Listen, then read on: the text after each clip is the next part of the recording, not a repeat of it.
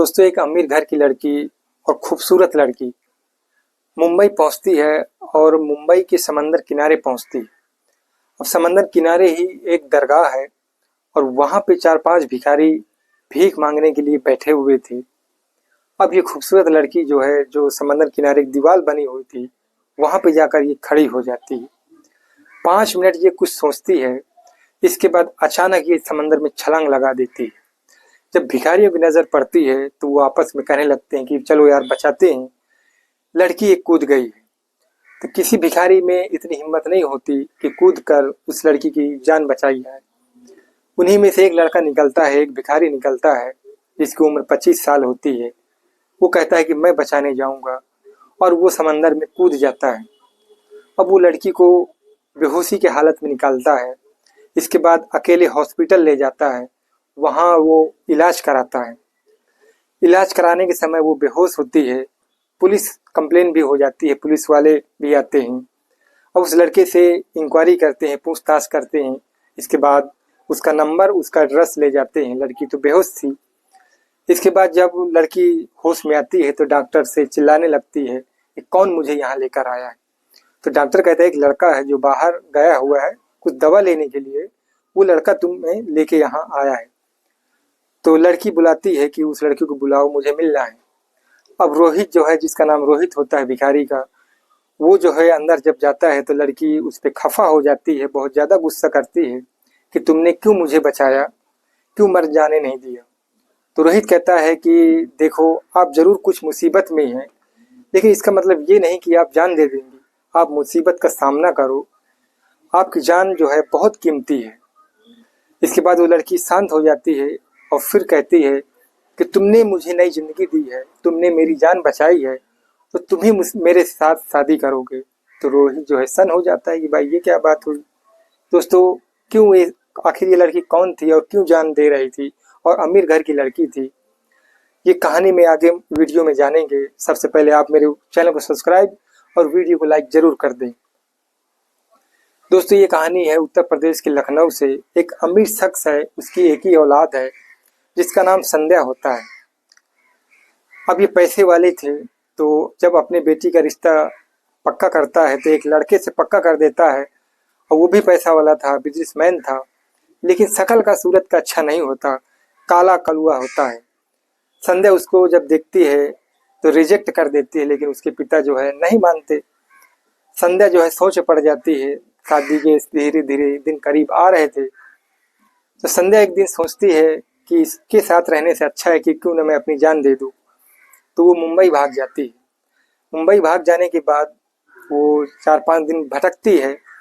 इसके बाद जो है वहीं समंदर किनारे पहुंचती है, एक दरगाह किनारे पहुंचती है। वहां पे 4-5 भिखारी बैठे होते हैं। संध्या वहां कुछ सोच रही थी खड़े हुए। इसके बाद अचानक कूद जाती है। भिखारियों में से किसी की हिम्मत नहीं होती, लेकिन एक रोहित नाम का भिखारी जिसकी उम्र 25 साल होती है दोस्तों, वो तैयार होता है। वो कहता है कि मैं बचाऊंगा इस लड़की को। वो कूद जाता है और वो बचाकर बाहर निकालता है तो वो लड़की बेहोश होती है। इसके बाद हॉस्पिटल ले जाते हैं, उसका इलाज कराते हैं। पुलिस वाले आते हैं, रोहित का एड्रेस पूछते हैं, नाम पूछते हैं। इसके बाद जो है पुलिस वाले भी चले जाते हैं।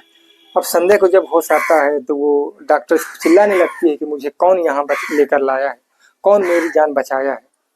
तो डॉक्टर बताते हैं कि भाई एक लड़का है जिसका नाम रोहित है, वो बाहर गया हुआ दवाई लेने के लिए, वो आता है तो हम आपसे मिलवाते हैं, क्या आप उसको नहीं जानती। तो संध्या कहती है कि मैं किसी को नहीं जानती यहाँ। रोहित जब अंदर जाता है तो लड़की बहुत ज़्यादा गुस्सा करती है और कहती है कि क्यों तुमने मुझे बचाया, क्यों नहीं मर जाने दिया मुझे।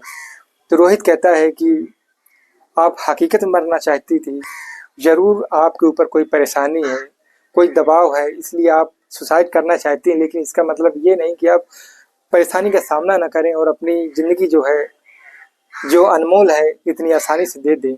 खूबसूरत लड़की थी। इसके बाद वो लड़की जो है रोहित की बात सुनकर वो शांत हो जाती है और फिर कहती है कि तुमने मेरी ज़िंदगी बचाई है, मुझे एक नया जीवन दिया है, इसलिए मैं तुमसे शादी ही करूँगी, तुम ही मेरे साथ शादी करोगे।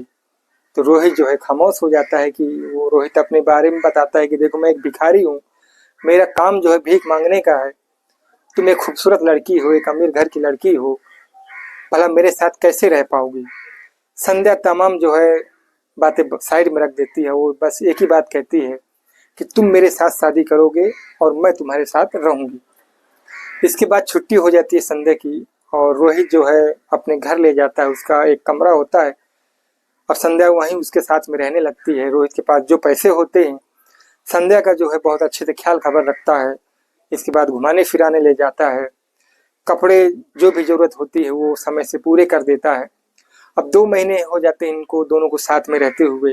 दोनों घूमते फिरते हैं। अब धीरे धीरे संध्या को जो है रोहित से बहुत प्यार हो जाता है।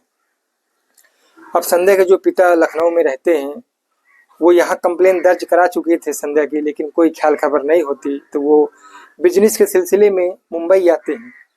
तो यहाँ जो है वो एक कंप्लेन दर्ज करा देते हैं। पुलिस चौकी जब जाते हैं तो अपनी लड़की की फ़ोटो जमा कर देते हैं और कहते हैं कि साहब ये 2 महीने से गायब है, प्लीज़ इसको जो है ढूंढ दीजिए। इसके बाद वो सारे वो कंप्लेन और वो फ़ोटो के साथ पूरे मुंबई में सर्कुलेट कर दिया जाता है कि ये लड़की अगर कहीं मिले तो इसको ढूंढो। इसके बाद जो है जो पुलिस वाला हॉस्पिटल गया था संध्या के डूबने की खबर मिलने के बाद और रोहित का जो एड्रेस नंबर लेके आया था उसके तक ये खबर जब पहुंचती है तो फोटो देखता है तो वो पहचान जाता है।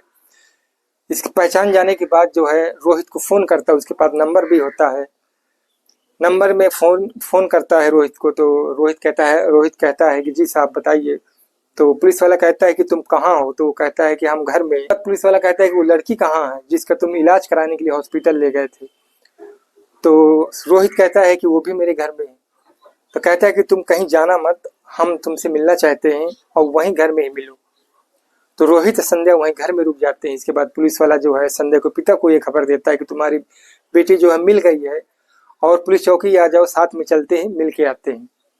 उसके पिता भी साथ में आ जाते हैं। इसके बाद जब घर पहुंचते हैं रोहित को तो देखते हैं कि उनकी बेटी वही घर में है। उसके पिता जो है पूछने लगते हैं कि बेटा 2 महीने से तुम घर वापस नहीं गए, आखिर क्या मजबूरी थी। तो संध्या कहती है कि पिताजी जहाँ तुम मेरा रिश्ता पक्का कर दिए थे और वो लड़का मुझे पसंद नहीं था, इसके वजह से जो है मैं अपनी जान देने के लिए मुंबई आ गई और ये लड़का जो रोहित है इसने मेरी ज़िंदगी बचा ली। संध्या के पिता कहते हैं कि चलो बेटा अच्छा घर चलो। तो संध्या कहती है मैं घर नहीं जाऊंगी क्योंकि मैं इस लड़के से बहुत प्यार करती हूँ और इसी से शादी करूंगी। ये काम तो भीख मांगने करता है लेकिन दिल का बहुत अच्छा है। इसके बाद उसके पिताजी कहते हैं कि ठीक है बेटा, अगर इसके पास पैसा नहीं है और तुम इससे साथ शादी करना चाहती हो तो हम इसको भी दौलत दे देंगे, इसको भी अमीर बना देंगे। इसके बाद जो है तो कहता है कि तुम मेरे साथ अभी घर चलो, इसके बाद हम आगे तुम्हारी शादी की बातचीत करेंगे और रोहित के साथ पक्का शादी करा देंगे। लेकिन संध्या अपनी बात पे अड़ जाती है, वो नहीं मानती। उसके पिता घर आ जाते हैं, अपनी पत्नी से सारी बात बताते हैं और 4 दिन के अंदर ये दोनों पति पत्नी फिर जो है मुंबई जाते हैं, संध्या से मिलते हैं, रोहित से मिलते हैं। और इसके बाद जो है संध्या को कहते हैं कि बेटा रोहित के साथ में लेके चल, हम तेरी शादी वहीं लखनऊ में करा देंगे और तुम्हें एक घर दे देंगे और कुछ पैसे दे देंगे, रोहित उससे बिजनेस कर लेगा।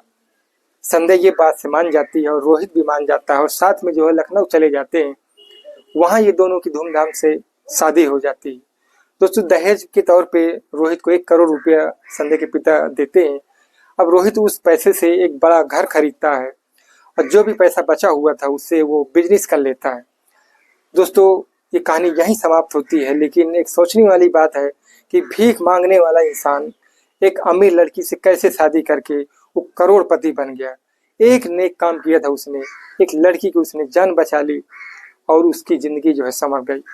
दोस्तों क्या जो है संध्या ने सही किया रोहित के साथ, कमेंट करके ज़रूर बताएं और हमारे चैनल को सब्सक्राइब, वीडियो को लाइक ज़रूर करें।